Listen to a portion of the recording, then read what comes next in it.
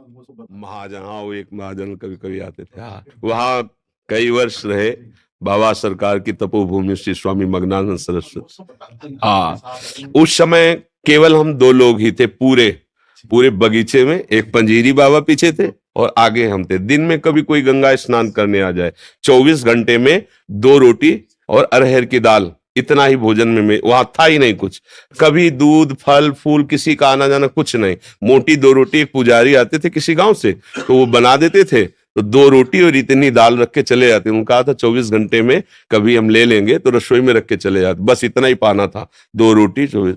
और सांप बिच्छी तो वहां अब पता नहीं है कि नहीं, पीछे ऐसे थे जैसे चीता होते ना, ऐसे हजारों सांप हजारों बिच्छियां। उस समय तो किसी काला जला था, रात दिन भजन में। वहां बड़ा तपोभूमि है पर बहुत पावन भूमि है। ऐसे गंगा जी समीप बैठते हैं, रात्रि में जब निकल के बैठे ऐसे सांप जाते थे फन काढ़े हुए।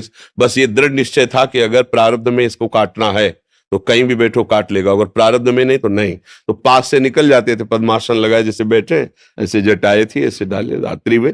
जहाँ पशु के नीचे बैठ करके वो फूस की झोपड़ी बताए थे, वो उसी जगह फिर वो उसका 6 महीने के अंदर हो गया था उसका। जी जी।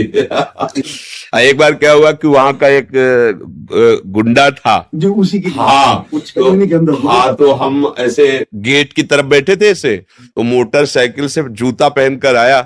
तो हमें कुछ पता नहीं था, पर हम उससे कहा भाई, 4-5 वयोवृद्ध बैठे थे, हम कहा भाई आपसे प्रार्थना है, बाबा सरकार की तपोभूमि है, आपको यहाँ गाड़ी और जूता सहित नहीं आना चाहिए। तो उसने गाड़ी खड़ी की, हमारी तरफ ऐसे देखा जैसे शेर अपने शिकार को देखता है। हम बाबा जी फटे पुराने कपड़े, वहां तो बड़ा अकिंचन स्वरूप है। तो वो गया ऐसे जूता पहने, तो हम कहा कि कैसा भद्र आदमी है कि संतों की बात भी नहीं मानता है।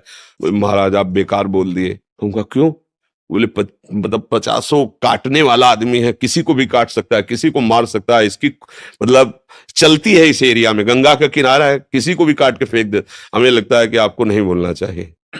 लौट के जब आया तो वो गाड़ी थोड़ी देर स्टार्ट, हम कहा भाई यहाँ स्टार्ट नहीं करना, बाहर जाओ, यहाँ स्टार्ट नहीं होगी। मतलब हम कोई सिद्धि नहीं दिखा रहे थे, हम उसे कह रहे थे कि आप बाहर ले जाओ बाहर। और वो लाख स्टार्ट किया लेकिन स्टार्ट नहीं हुई। तो हमने उससे कहा कि एक पावर है जिसको तुम जानते नहीं, बाहर जाओ यहाँ। तो चला गया। दूसरे दिन हम उसी अशोक के नीचे, जो बड़ा अशोक जहाँ झोपड़ी वाली है, गंगा स्नान करके आकर के फिर बैठते थे। तो बैठे थे तो पादुका से पत्तों की खनक होती है, तो ऐसे लगा कि कोई आ रहा है, और वहां आदेश था कि कोई भी गंगा स्नान करने आए उधर ना आवे। तो कहा हो सकता है पुजारी जी ने ना बताया हो। तो ऐसे दृष्टि गई तो देखा वही आदमी। तो थोड़ा मन में आया कि क्रूर स्वभाव का आदमी, पता नहीं चला। शांत बैठे रहे। उन्होंने देखा, ए बाबा, कहा जी, ऐसे कहा जी। तो उसने पहले पिस्तौल निकाली और सामने रखा, बोले इसको जानते हो?